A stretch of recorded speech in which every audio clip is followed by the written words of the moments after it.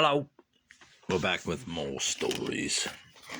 Grandmother stories, to be precise, by Francis Hurlbut. Chapter 2. Lost on the Mountains. Grandma sat in her big easy chair with Jip, and the baby in her lap, and the two little Emilys sat in their little chairs nearby, leaning on her and looking up eagerly at her so as not to miss a word. I must tell you some more about these children, who they were, and how they looked. The two little Emilys were cousins only 6 months apart in age, and at this time they were 6 and 6.5 years old. But the oldest Emily was a little bit of a thing, with light brown hair and the cunningest little face in the world. And the youngest Emily was a great big girl for her age, with bright golden curling hair and the rosiest cheeks imaginable. And as they were both named after their grandma, they were distinguished by the adjective big and little. The oldest Emily was Little Emily, and the youngest Emily was Big Emily. We often called her Golden Hair. The baby was Big Emily's little brother, and a big baby he was too, for he was 3 years old and considered himself a rather important personage, as babies are apt to do, and he was so considered by every member of the family, especially Grandma, who showed her partiality for him in a way that amused his Aunt Frank very much.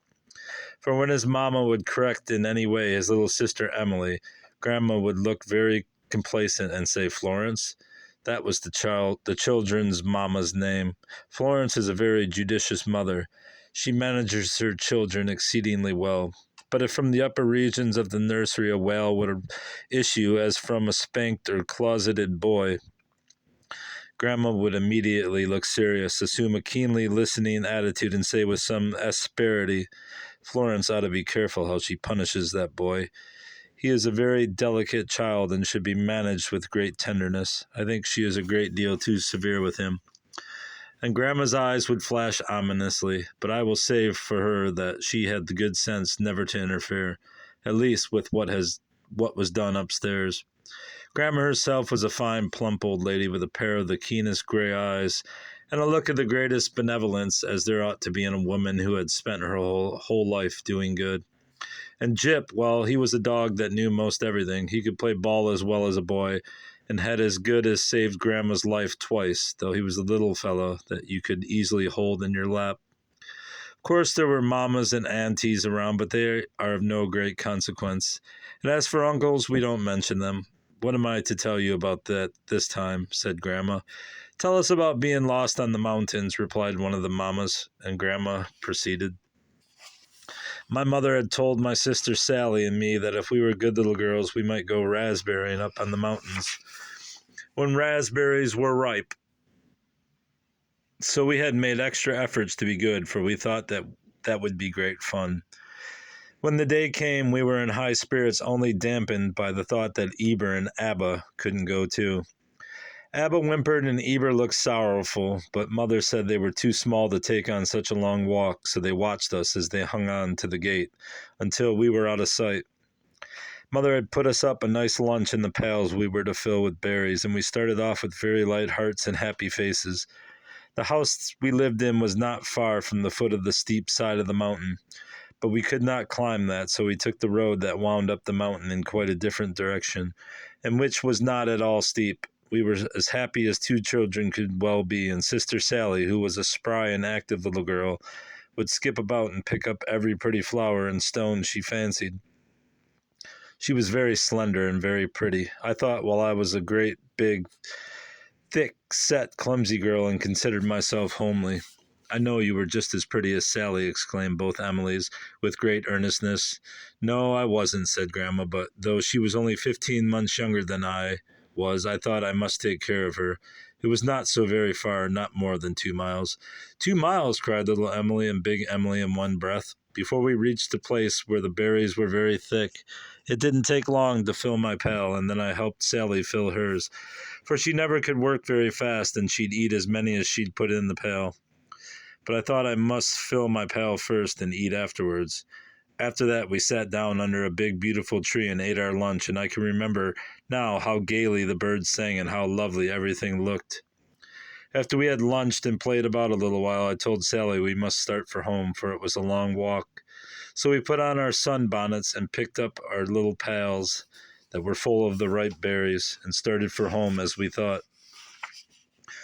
We walked a long time in the unthinking, joyous way children have, when it occurred to me that we were on the wrong path, but I didn't tell Sally, for I knew that it would frighten her and that she would cry, so I kept going on, hoping to find the right one.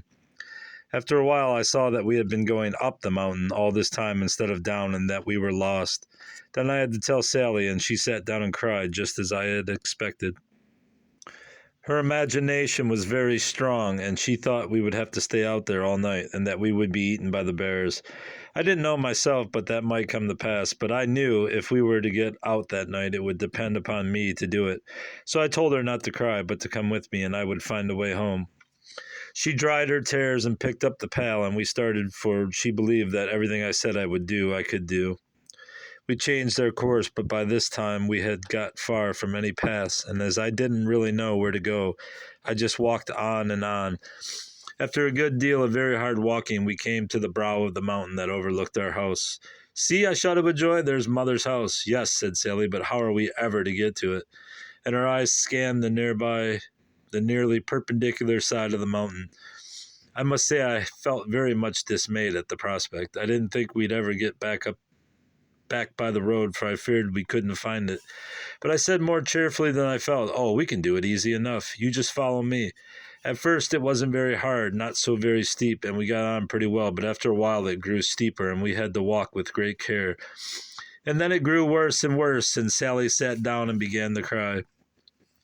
"Oh, mother, mother," she said, "why don't you come and help your little girls? We will never get home. The bears will eat us up. There is one now." And she started up and screamed in terror, but it was nothing but a black stump in the distance. I wanted to cry too, but I knew if I did, she would be so terrified she wouldn't be able to walk a step. So I said, "Come, Sally, we must hurry if we want to get home tonight. Give me your pail, and then you'll have nothing to manage but yourself." I took the pail and fastened it and my own around me somehow, I can't remember how, so that I could have my hands free. I told her I'd go ahead, and that whenever I stepped, she could step. Whatever would hold me would hold her, as she wasn't so heavy as I. This comforted her, and she wiped away her tears, and we started. Very soon, the side of the mountain grew so steep that we could only move down. We could only move very slowly, first putting one foot down very carefully on a little projection and trying to see if it would hold. In the meantime, hanging on with our hands to any little shrub that grew nearby. Sally followed in my steps. Wherever my foot had been, hers came after. What twigs had held me held her as she followed, so she felt quite at her ease, as she could climb like a squirrel, and she knew there was safety in following my steps. Sometimes a slight pressure would send the sand and gravel from under my foot, and away it would go, rattling down the mountain. Then I would try for another and firmer foothold. "No one but children or monkeys could ever have made that descent," said Grandma thoughtfully. Here the two Emilys heaved a great sigh, but they didn't speak, so anxious were they to hear the rest. Well, we had gone on in that way quite a while, and we were beginning to feel comparatively easy in our minds. We had only about 80 feet farther of the steep side to go, and then a gentle descent of woods would take us to the fields where two men were working. Across the fields was home, where Mother and Eber and Abba were waiting for us. I knew Mother was wondering where we were, and I was afraid she wouldn't like it because we had stayed so long. While I was thinking of it, my foot slipped, the twig I was holding broke, and down I went, thumping against the slight projections, scratched by the shrubs and scraped by the stones. In the midst of it all, I thought of my precious berries, and I tried to save them, but it was of no use. When I got to the bottom, the berries were all split, and I thought every bone in my body was broken. I lay quite still for a time, unable to move. Sally was clinging to the twig she had last taken hold of, afraid to stir and screaming at the top of her lungs. The men in the fields were not very far away, and they soon came running to the spot to see what the screams were about, and very thankful I was to see them. I was covered with blood. My clothes were torn, my face and hands and body were all scratched up, but I was thinking more how we could get Sally down from her perch than I was of myself. Nothing we could say would induce her to take another step. She knew she would fall if she did, and that would kill her. I shouted back, "It didn't kill me, and it won't kill you if you do fall."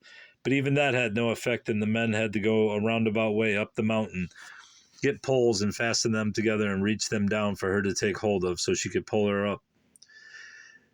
So they could pull her up. The end of the pole she was to take hold of had a projecting branch so that if she once grasped it, she couldn't slip off. Even after the pole was lowered to her, she was afraid to take hold, afraid to let go of the twig that for fear she'd fall, and nothing would persuade her to let go of the one and take hold of the other unless I would stand up and hold my apron out directly under her, so that if she fell, she would fall into my apron. Here, Grandma, with a tear in her eye, said, You see, Sally was such a child, only 6, and she thought nothing bad could happen to her if only I stretched out a hand to help her. And you were only a little more than 7, observed one of the mammas, but I seemed older, said Grandma. So all bruised and bleeding and aching, I got on to my feet and held my apron out under the dear child with perfect faith that now everything was all right. She took hold of the pole and was soon drawn up to a place of safety. One of the men took her in his arms and carried her down, and when they got down, the other man took me in his arms, for I was too bruised to walk. They carried us home to Mother, who, you may be sure, received us joyfully. Here the children put up their faces to be kissed. They couldn't think of any other way to express their joy that everything had turned out right.